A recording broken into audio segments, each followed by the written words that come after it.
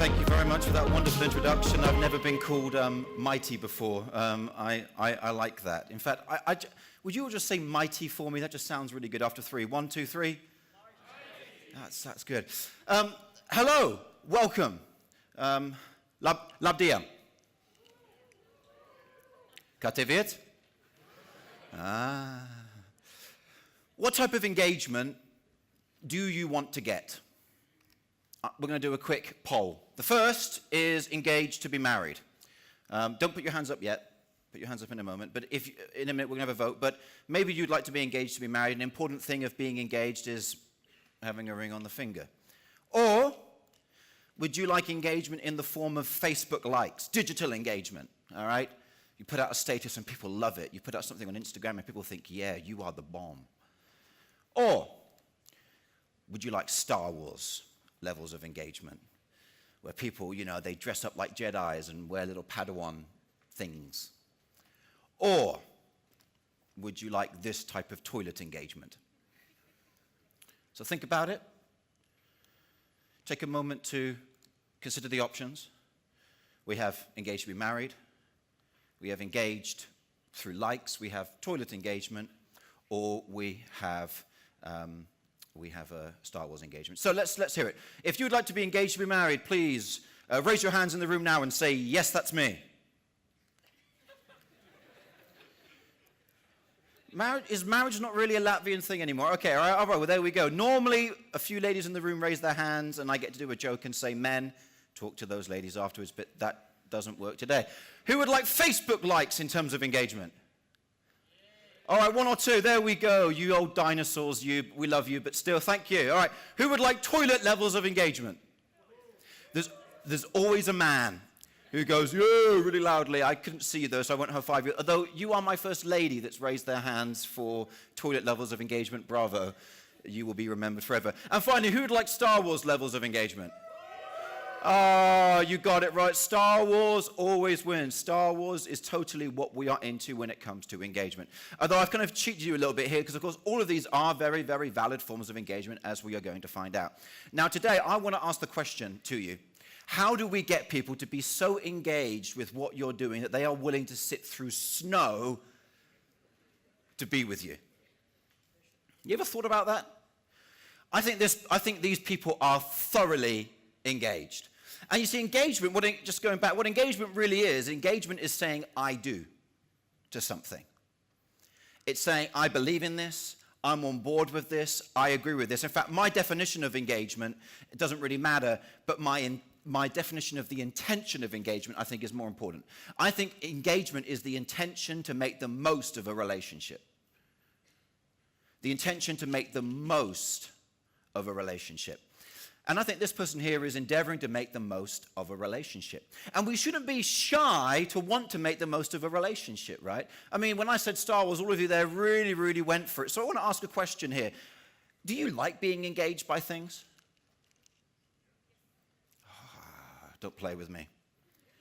Do you like to be engaged? Oh, you're still messing with me. Do you like to be engaged by the brands that you like? Do you like engaging conversation with the friends that you enjoy? Do you like engaging music that makes you go, oh, this sex is on fire, and you just like love that song and you have to sing to it? Yes, you do. Do you like to be engaged by exciting presenters rather than not exciting presenters? Yes. Do you want to be engaged now? I'm so not feeling this. All right, well, normally what I would do at this point is throw my... Oh! There we go. All right, okay, let's do this. So, the trouble with engagement is everybody's minds are like this. You like that? That's good. Everybody's mind is like this. Everybody's mind is Times Square, right? Absolutely rammed full of messaging that's endeavoring to engage with them. So the first thing to learn about engagement is we've got to be able to cut through the noise and get somebody's attention. That is the critical first step. And actually, we often go, well, how does engagement work? But I want to tell you today, engagement works no differently to how every human relationship works. The way that we engage with things is precisely the same way that we engage with people. And the way that we engage with people is precisely the same way that we engage with things. And this is how it works. Here I'd like you to meet Harry and Sally. From the film, Harry Met Sally, but these are the younger, non-copyrighted versions of the photo. Here we have Harry on the left, Sally on the right. They could even look Latvian, I think. And Harry here. And Harry is like Sally. You can see by that kind of fake smile there that he's pulling to try and... that was a joke. And the way that Harry is going to engage Sally, first of all, is he's going to try and get her attention with some ravishing conversation, right? And so what Harry does is he starts scattering different conversational pieces to see what gets Sally's attention. And that's the way that all engagement begins, is we scatter something and seeing who responds to it. I tried a number of different things here to get your attention this morning already, right? I've spoken a little bit of your language. I've talked about Star Wars. I've threw my jacket into the crowd, and it was the jacket that got your attention. Interesting to notice that. Now, scattering is the perfect metaphor. Literally, it is like scattering seeds. The way that we begin to put out our message is putting out something and seeing which seed bears fruit and which seed doesn't bear fruit. I don't know if you're a farmer here today, but I can tell you one thing about farming. You're going to put a lot of seeds out there to get a few bits of harvest back. You can never guarantee which seed's going to work, and I'll prove it to you. How many of you here, you've worked on a business deal, and the business deal that you thought would happen didn't happen, and then the business deal that you never thought would happen did happen? Right? You can't predict it. The person that you thought would be into you wasn't. The person that you never thought would be into you turns out to be. The thing that you create that you think would be amazing and it ends up no one cares. The thing that you create and you put no time into and people love it. You can't predict what's going to work, so you've got to scatter plenty of seed. Now, the trick is that when you do put out your messaging and your communication, and of course what we're talking about here is in your business, how you communicate, is you've got to make it memorable. This is the key thing. Now, I'm not going to give you lots of digital examples today because I like to go old school. I like to go so old school, I want to talk about vans. I've got a little collection of vans that have got clever company names on. This company is a Wi-Fi company, and on the back of their van they say, "Pretty fly for a Wi-Fi." You know the song? Because all the girlies say, "I'm pretty fly for a Wi-Fi." You're going to remember that now, aren't you? I love this. Here's another one, Captain Rugwash. You want your carpets, rug, by the way, is carpet in England. You want your carpets cleaned? Captain Rugwash will clean them, right? You remember that. You are not going to remember carpet cleaner extraordinaire, but you will remember this. Here's another one. This is a friend of mine. He's a locksmith. He does lockses, so his company is called Sir Fix-a-Lock. But he really goes for it. You know what he does at Christmas? Is he puts a little... and when he goes to networking, he dresses up like this. Now, for those of you in the room who are aware of any form of psychology, you will know this is something called tapping into schema. When you tap into existing things that people know about and like and have commonality about, it's easier for them to remember you because you've done something that's similar to them. A friend of mine ran a Kickstarter recently, but rather than the packages being gold or bronze, he made the packages superhero characters. How cool is that? Now, all of these are great examples of just making your communication memorable. In fact, I've seen many of them outside. The Wheel of Fortune, right? Sticking things onto stuff, right? They're using clever lines that tap into our existing memory to make it more engaging for us to remember. Of course, there are times when engagement just goes really, really bad. I mean, this is an email I actually received. You can see it came to me. Good afternoon. Please see the link below and complete your entry by Friday, 7th of December. Health questionnaire, kind regards, empty space. This obviously was sent to me by the Invisible Man. The frustrating thing to me about this is there is nothing in this that kind of engages me or is memorable. There's not even like a smiley face or an exclamation mark or even someone's name. Now, it doesn't mean that your stuff has to be really, really all bells and whistles to be engaging. If you ever get 5 minutes, go and check out Berkshire Hathaway shareholder letters. I love this laser, by the way. It's just so cool. Look, I can point to myself and I'm lasering myself. I'm going to shoot myself. Look. And if you ever read them, these letters are absolutely fantastic. They write them as if they're writing to their uncle. You go inside them, and they've got these little funny references. They're completely written without any technical jargonese, which is really, really clever. Now, the point I'm trying to make with all of this is literally you've got to scatter your message to try and find common ground. Now, there are 3 psychology techniques that I'd like you to grab today. This is the moment where you'll take out your phones and take pictures of this. So go ahead, you can do it. I'll move out of the way. There you go.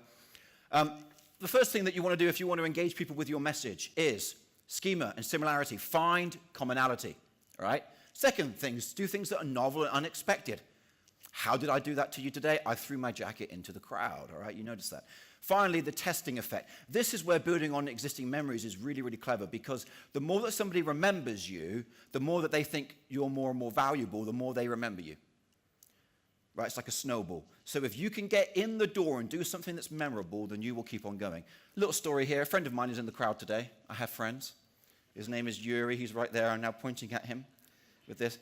And a year ago, we met at a conference, and at that conference, I sang on stage. And when he saw me, the first thing he said to me is, Scott, will you be singing on stage today? That's the testing effect in example. And now I've sung to all of you too. There you go. All right. Are you with me still? Appreciate the applause. That's nice. All right. So Harry's doing all right. What he did was, first of all, he was trying to talk to Sally about football. She wasn't interested. Then he tried Lord of the Rings. He really lost her on Lord of the Rings. He got absolutely nowhere. He scattered 2 points of conversation. They got nowhere. But then he began talking about his love of poetry. And boom, what do you know? It's Sally loves poetry. And she responds with a smile. She raises her cup. She quotes a bit of Shakespearean poetry back to him. Shall I compare thee to a summer's day? Thou art more lovely and more temperate. Rough winds do... What? That's not the next line. It then goes, summer's lease hath all too short a date. You really need to brush up on your Shakespearean poetry, love, I'm just saying. And what he does is, she begins talking, so he starts gathering to what she responds to, right? Now, I think gathering here is a really important thing. Quick quiz, if you scatter seeds and they grow in time, what will you have? What?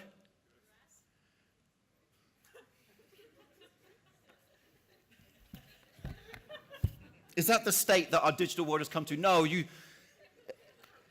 if you sow seeds for something, what will you get back? You sow seeds for wheat, what will you get back? Wheat, a crop, a harvest, boom. All right, one of these.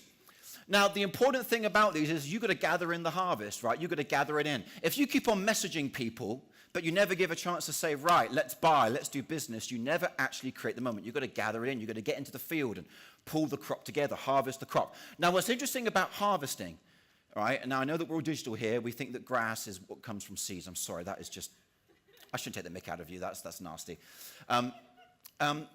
But the way they used to do it back in the day, all right, is they would build up the harvest, but they put them into little individual bales. Right? Because it's too much to kind of gather it all in one go. You have to gather bits, bit by bit, and you gather the stuff together. I'm talking a little bit mystical, but you'll see in a second. What is this? What do we call this? We call okay, it's an event, it's a concert, but we actually call these gatherings. Because it's people coming together, gathering together.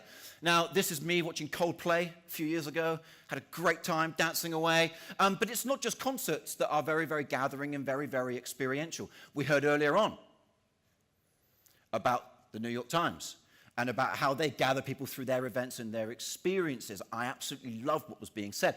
And this here is a great, great gathering. But it doesn't just happen in this instance. I talked to you about Berkshire Hathaway and Warren Buffett. Every year he runs his shareholder conference. Look at this. This is a gathering. I mean, here you've got something that is ostensibly shareholding is about being far away, and yet here they are bringing people together. And there's Bill Gates having a nice little play of ping pong. Gathering is so much fun that people begin to do crazy things. Can anyone guess what this is? You know, Yuri, you're not allowed to give the answers. Not acceptable. Anyone? Guess? Walking on water. No, I am a former minister, but no, I can't walk on water, and that is not me, I should clarify. Next. Guess? Dancing, no. He does look dancery-like, no. A trend, did you say? It is a trend of kinds, yes? Getting closer. Sorry? Typical millennium who doesn't walk look where he's going. That's funny, but not the correct answer, sorry. A challenge? Oh, what challenge? Oh, this is exhausting. Come on, Yuri, tell them what it is. It's Pokemon Go. This guy really wanted to catch them all, right? And this is the thing, is we find more and more brands are doing gathering things that get us out into crowds, and we begin doing them together. Now, this doesn't just happen offline, it also happens offline, right? Recently, Marcus Buckingham, a very, very famous management writer, started a new movement, right? He scattered out his message, but look what he's doing. He's trying to gather people together. What is free leading? Take a time to stand for what is right. Learn more. If you are a free-thinking leader, then this book is for you. I want to build a coalition. We're seeing this more and more language is being used that gathers people together. There was a fantastic thing recently where the song for Smallfoot was sung in different languages all around the world. It runs for like 10 minutes long. It's this multi-language version. And again, it's gathering people of different nationalities together. Hey, even Harry Potter does it when you go online and you get to join the whole sorting hat thing. Anyone done the sorting hat online, by the way? I did it. I was hoping to be Slytherin. I got Hufflepuff. What a disappointment. Now, this would be my favorite example of gathering. This is the world's most tagged photo. It actually happened 10 years ago. And people tagged themselves in this photo from Glastonbury. But what was amazing is, of course, you could zoom right in and kind of grab yourself. But when you tagged yourself, of course, what did your friends see? That you'd been tagged in the photo, right? And that's the thing about gathering, is when you bring people together, when you bring things and you invite their crowd to come along and see you get involved. This is a great example. Normally this plays around, but what you've got here is lots of different photos. I'm going to skip that one. Sorry. The point of gathering, the point of bringing people together is to create confirmation. Those who gather to you, those crops that are harvested, that grow, they are confirming that they want to be involved. They're saying, yes, I do. I want to be involved with you. And there are three key things here. So again, photo moment. I'll move out of the way. In fact, no, for a photo moment, I should do this. There we go. All right, so let's look at these. Social identity. We want to be connected to others. There's a reason why we're here at this conference today. We want to be connected to other people. What Victoria was talking about with the New York Times, again, fantastic example, is one of the ways that they deepen engagement is through their events, because then those people get to be with other New York Times readers, and that reinforces the identity of what it means to be a New York Times reader. The second thing is the feeling rule. Quite literally, people don't remember what was said, but they remember how they felt. This is so important. Today, I'm throwing out a bunch of stuff to you, but the key thing I'm trying to create here is a sense of happiness in your hearts, so that you go home elated, and guaranteed you'll remember me, if nothing for what I said, but only because I made you laugh or made you feel happy for a moment, despite all my terrible jokes. Right. And finally, the IKEA effect. Who knows of the IKEA effect? Raise your hands, please. Would you like to shout out what the IKEA effect is, person back there? You don't want to. That's an example of the IKEA effect not working. The IKEA effect is the fact that people like furniture that they've helped make. Even more, they have a bond to it, even though it's poor quality furniture. It's really quite a fascinating little thing. Sorry, thank you for not saying that. You could have said that. I mean, come on, that was so easy. You've really let me down there. I'm going to find you later on, woman in pink. All right, so back to Harry and Sally. Harry's doing pretty well. He's scattering a bunch of ideas to Sally. He's found one that works. She responds. He gathers around that. They now begin talking about poetry, and they reference other poets that they happen to like. They have a great conversation. Is that the end of the circle? No, man, of course not, because you can see it's a bit missing. Is you now got to matter. Scatter, gather, matter. You know those times when you have an amazing conversation with someone, you really click. The two of you, you get on famously. And the next time you meet, you talk about the things that you talked about last time. You notice that? You all notice that, because that's precisely how it works. The point is that conversation, you scattered out a bunch of ideas, they gathered around some of those ideas, you had this really engaging conversation. The next time you meet, that conversation now becomes the new normal, the new level on which you build on. And if you're clever, you refer back to that conversation. And it's the same thing in business. We're going to look at some business examples in a second. This is the thing where you take this experience that you had and make it matter. Question for you, young lady, once again. All right, here we go. See if you can redeem yourself. If you sow seeds and you get wheat, what can you do with wheat that matters to people?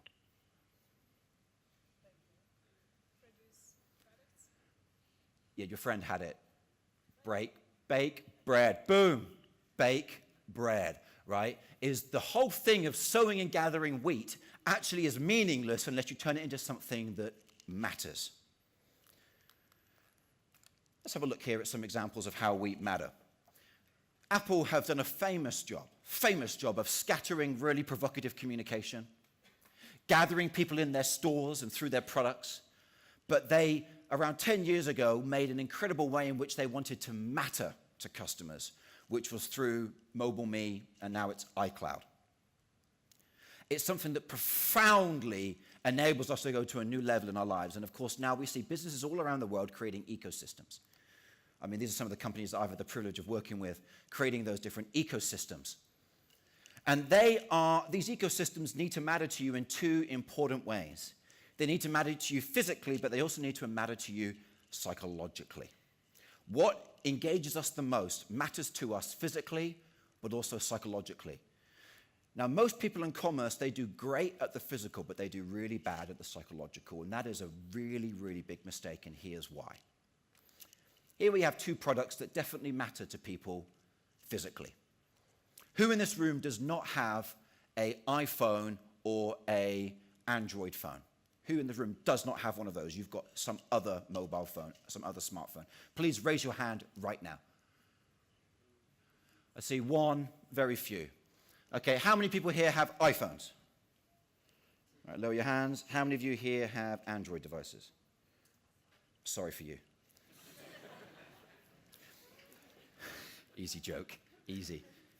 Just so easy. Any of the speakers in the crowd, let's just copy that, paste it, easy. Now, the thing about the iPhone, sorry, I should just point out, does anyone know who makes the screens for these? Samsung. In fact, when you buy an iPhone or a Samsung phone, are the phones really that much different in capability? The answer is no.